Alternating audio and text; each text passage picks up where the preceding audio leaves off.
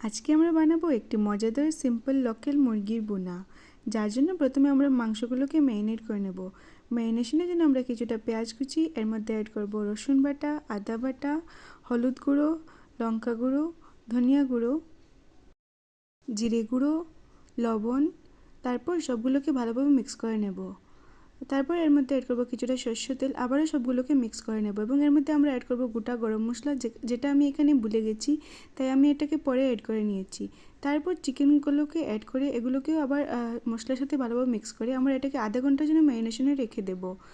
আধা ঘন্টা পর আমরা ফ্লেম জ্বালিয়ে নেব এবং ফ্লেমটাকে ল করে চিকেনটাকে রান্নায় বসিয়ে দেব এবং যে গোটা গরম মশলা আমরা ভুলেছিলাম সেটাও অ্যাড করে নেব এর মধ্যে।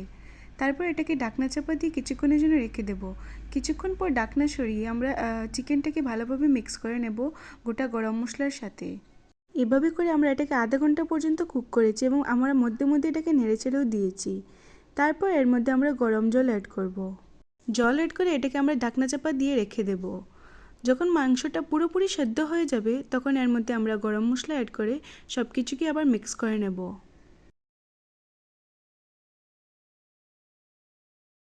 তারপর আমাদের এই ভুনাটা পুরোপুরি রেডি, যেটা আপনি ভাতের সঙ্গে পরিবেশন করতে পারেন বা রুটির সঙ্গেও করতে পারেন।